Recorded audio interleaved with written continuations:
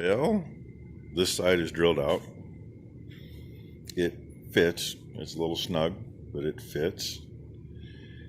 I got the front hole on this side drilled out. It was actually the easiest one so far. I still got the back one to do. And yep, that's what I'm doing it with. So I'll probably still take the die grinder, open them up a little bit to the inside, because it's bad enough if you got a pillow block and you're sliding underneath there and you can set it down and get it lined up and put the bolts in. Well, we're not going to have that option because basically we're putting studs in. You got to get them both lined up right and then set it on it. There's no two ways about that. So that's where I'm at the moment. And then I'm going to see what I got to do to cut the access hole there out some. Oh, let's see. I got some different sized here, but if you figure that washer just barely fits, well, the end wrench hangs out farther than that by probably almost 1/8 of an inch to the left. There's plenty of room to the right, just not to the left, so there's no way to get the wrench on. And unfortunately, that's where we got to tighten it.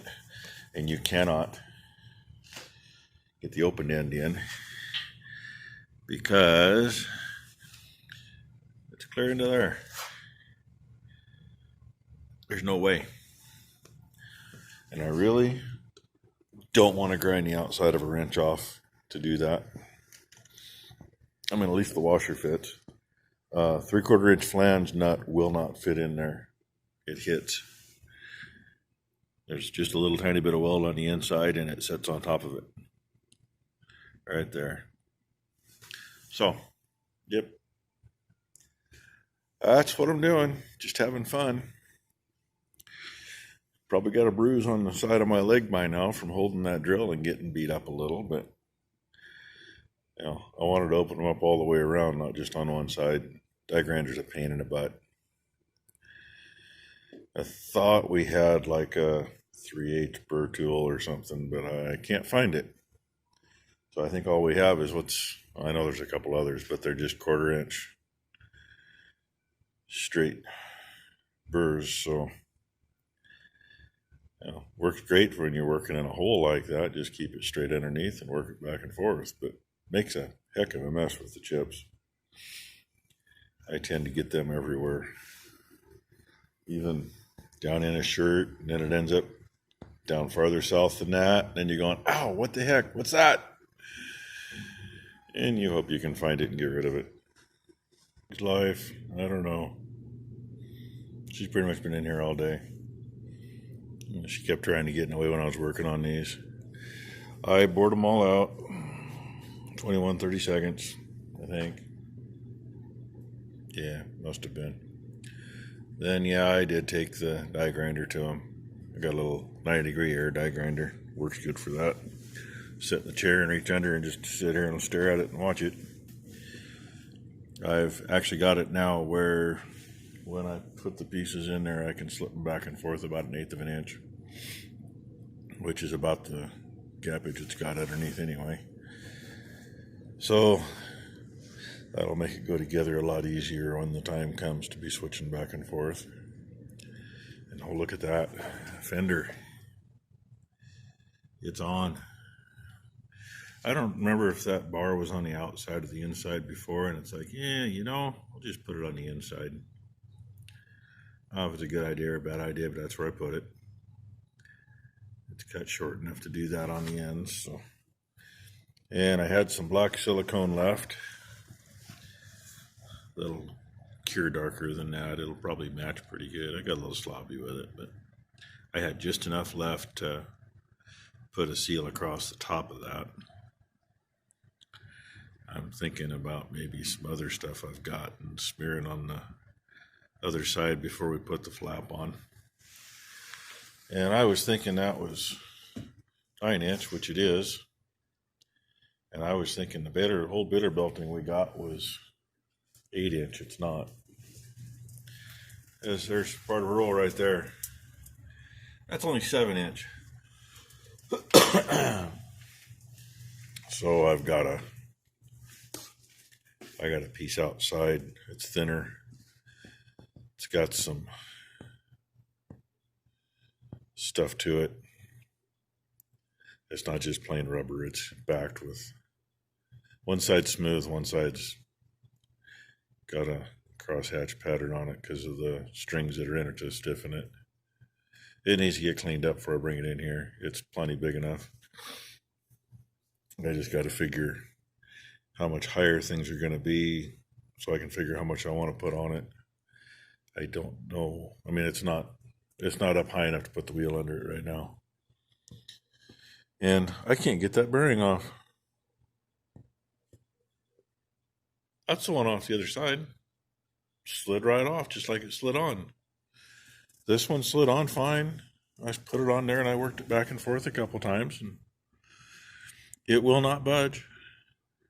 I put a pair of slip joints on it and you can catch the set screws with the jaws on it and I can twist it, but I can't move it. I really don't want to put a puller on that and take a chance of messing the bearing up. I mean, it shouldn't mess it up. It isn't that hard, but I still don't want to have to do that. So, another pain in the butt.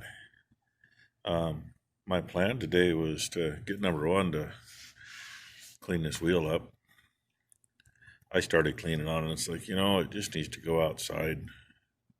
Water and a scrub brush, because the wire brush, I mean, you can see what I'm leaving on it. And I went across that 3 or 4 different directions. But get the bearing off, because it doesn't need to go out there and get wet.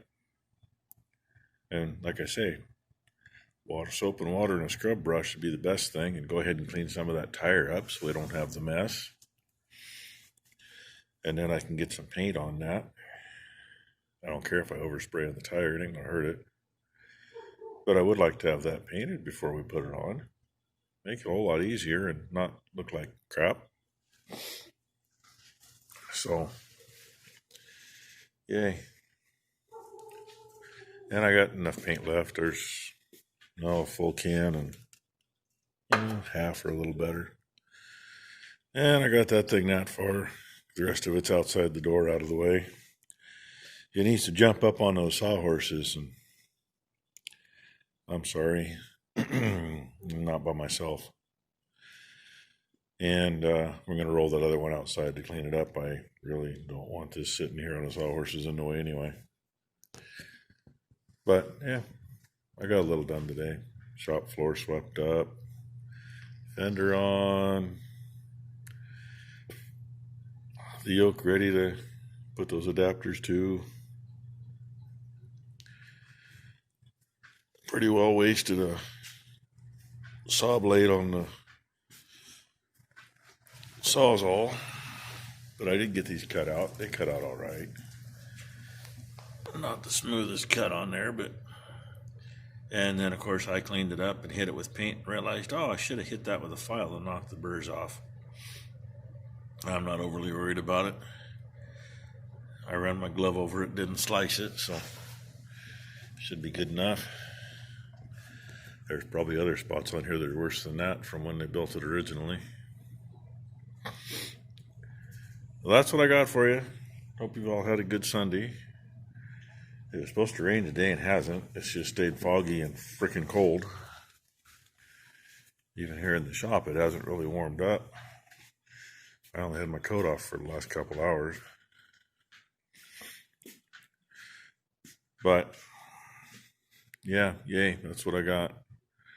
Only piece that isn't on there now is that strap that backs up the mud flap. And I guess that's it for the day. Other than, hey, I'm going to go feed here in a little bit and call it a day and go in.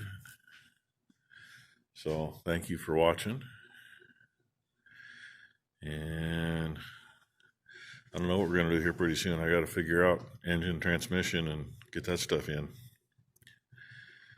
Then I've got another idea that's it's been rolling around in my head for a while anyway. The old 8200 Heston Swather has a Fiat diesel engine in it, 80 horse, 4-cylinder. The plan was to put it in the skid steer that's on the other side of that wall, but I think it's physically too big. The bell housing on it's like 2 inches bigger than the bell housing on the one that came out of it, and the whole motor's just that much bigger. And we got to get down and really do some measuring, maybe even make a template or something and see how things are going to fit. If it'll fit in that thing, I want to save it for that. Otherwise, if I can find a bell housing and transmission and clutch to go on it, I'm really not opposed to putting a diesel in this thing. Not at all. I'd love to have diesels in both buggies, but it's the way it is. So anyway, like I said, thanks for watching. Please like and subscribe. It always helps. And leave a comment. I try to answer everybody. Although I found 3 comments that were on yesterday's video that YouTube never bothered to tell me about. I just happened to find them because, somebody else said something and I just kind of went through the comments and went, oh, hey, that's nice. So those of you that I was really late commenting on, or replying to, sorry about that. That would be why. They got to tell me or I don't know, and I can't search through comments all the time. I'm sure there's others on other videos too.